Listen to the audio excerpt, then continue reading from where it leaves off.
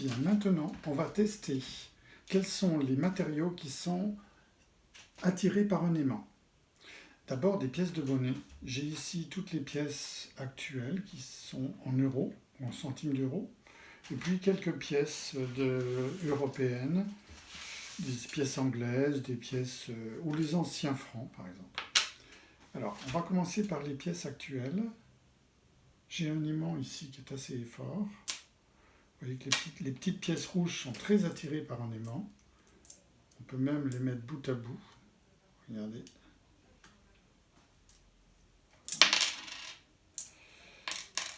Les pièces jaunes, pas du tout.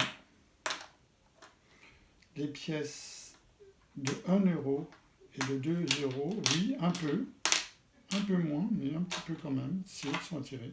Mais on ne pourrait pas les mettre bout à bout. Regardez, elles ne tiennent pas. Donc apparemment, c'est moins fort.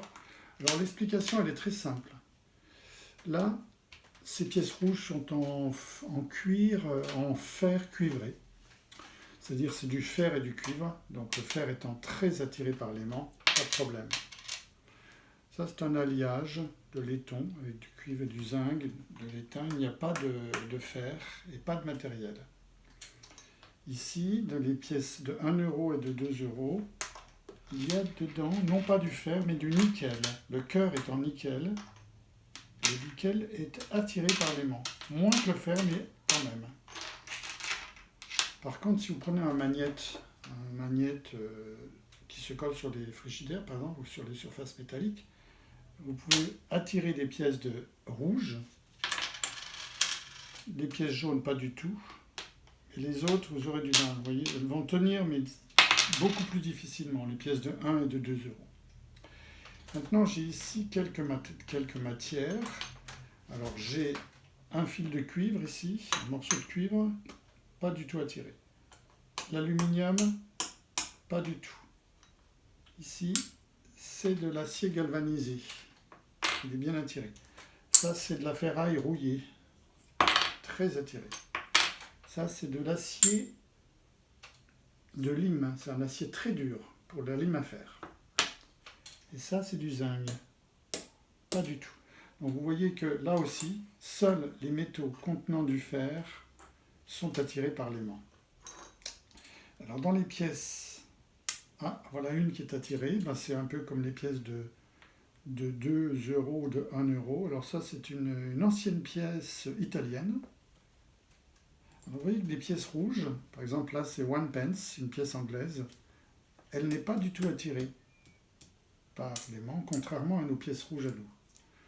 Donc ce n'est pas une composition de fer cuivré, c'est sans doute un autre alliage. Ah, il y en a une ici. C'est une pièce de... Elle est très très oxydée, on ne le voit pas, mais d'un pays étranger. Par contre, celle-ci, de 1 penny, n'est pas attirée. Donc les pièces anglaises, celle-là est attirée. Elisabeth, 2. C'est une pièce de 1 penny. Alors là, celle-là n'est pas attirée et celle-là est attirée. Voilà, 2 pièces de 1 penny, l'une est attirée, l'autre non. Apparemment, ils ont changé la composition en Angleterre, la composition de leurs pièces. Maintenant, elles sont apparemment attirées. Pour terminer, alors d'abord des couvercles ou des objets que vous avez dans la maison. Par exemple, là, il y a un décapsuleur. Ce décapsuleur est très léger. On va voir s'il est attiré. Ça, pas du tout. Ah, et là, il est attiré. Donc, il y a une partie de fer, sans doute, et là, sans doute de l'aluminium très léger. Dans les couvercles des récipients, comme ces 2 récipients, il y en a un qui est plus léger que l'autre. Vous devinez lequel? Ben oui. Celui-là, c'est du métal ferreux. Celui-là, il n'est pas attiré comme le boîte. C'est une boîte d'aluminium. L'aluminium n'est pas attiré par les aimants. Voilà comment vous pouvez distinguer facilement des métaux ferreux ou nickel des autres qui ne sont pas magnétiques. Maintenant, pour terminer, vous voyez ici, vous avez un liquide au fond du récipient.